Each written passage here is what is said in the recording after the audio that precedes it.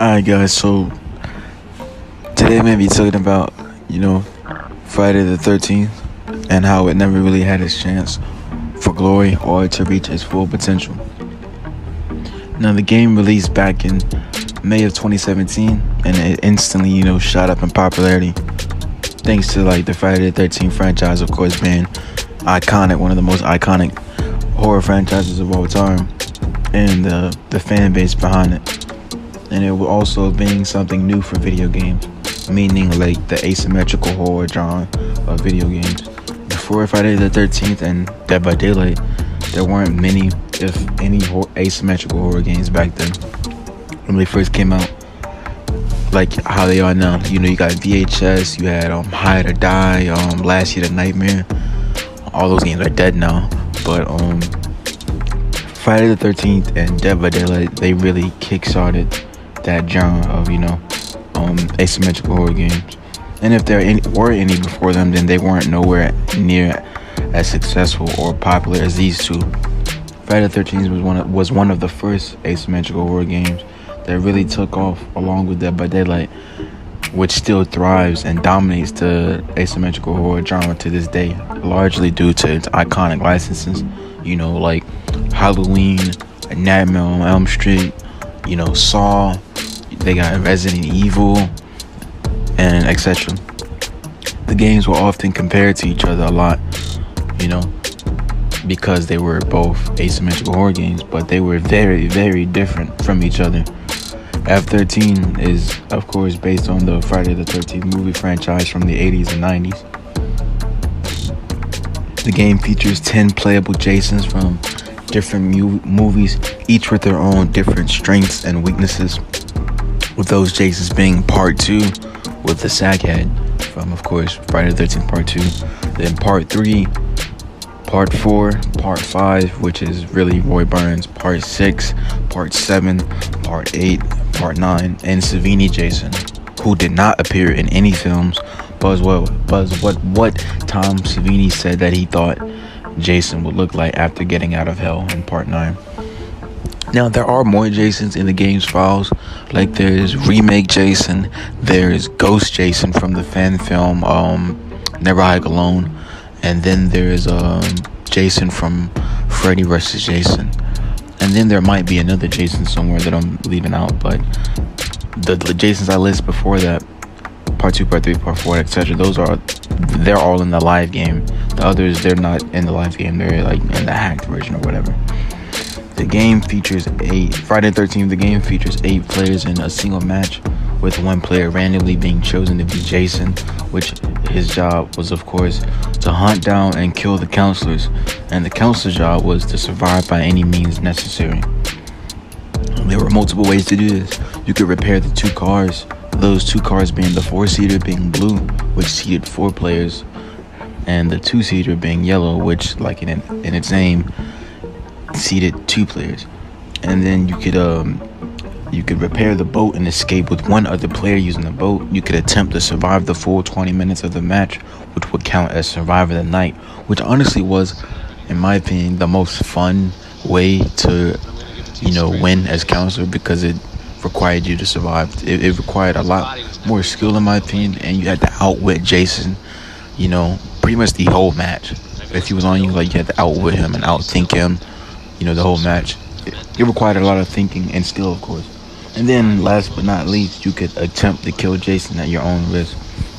And when the game first came out, I remember lots of people would rather just escape than kill Jason, because at the time, killing Jason was seen as something that was very, very hard to do, because it required a lot of teamwork, communication, and of course players that knew what they were doing. You had to do enough damage to Jason to get his mask off his face. Then you had to call Tommy Jarvis, as he's the only one who could kill Jason. And then you had to have a sweater girl who had to be a girl counselor, since they were the only one that could wear Pamela's sweater. You could not do that as a guy, obviously. And then she had to go in the shack, take the sweater and the axe that is in the shack, and then use it to kill Jason. You could also use a machete, but using the axe is easier because they just hit Jason, and then he gets on his knees, and then you use the prompt. You didn't have to use have a bat with a machete and then hit the guy with the bat, and then hit, so on and so forth. pretty straightforward by today's standards. But when the game first released, a lot of people didn't know how to do any of this, and anytime someone attempted, there were either a bunch of other people that didn't know how to do it, or it was just executed very poorly. But the main point of all of that, was to show the different ways you could win as counselor. There was much more variety than, say, Dead by Daylight, which all you did was repair 5 generators every single match. You could not fight back against the killer. I mean, you had no, that's incorrect. I mean, it had its own ways. You could drop a pallet on the killer, or you could freaking blind him with a flashlight, which, in my opinion, was pretty lame. Like, I'm getting chased by Michael Myers and fucking shine a light in his face. Like, what's that gonna do? Like, Michael Myers, he's a killing machine. He's taking that flashlight out of your hand and just killing you, stabbing you to death, or punching a hole through you. It's dumb. But that's just my opinion. But yeah, there was more variety in the match. The only similarity that the games had was the fact that they were both asymmetrical horror games. DVD did have its own version of variety that made up for its lack of objectives. There were more killers, each with their own unique set of powers that all required different ways to counter these killers, meaning that each killer had a different playstyle, using their power, which in return would cause the survivors to play differently against each killer. F13 would continue to compete with DVD throughout 2017. The game was getting a lot of attention from the gaming community and the horror community. Lots of popular content creators were playing it, with some of them being H2O Delirious, Typical Gamer, Jacksepticeye, PewDiePie played it, Markiplier, Swifter, Corey X Kincher, and more. A lot of people enjoyed the really graphic kills and executions behind it, which some of them been so graphic that it was banned in certain countries because of this.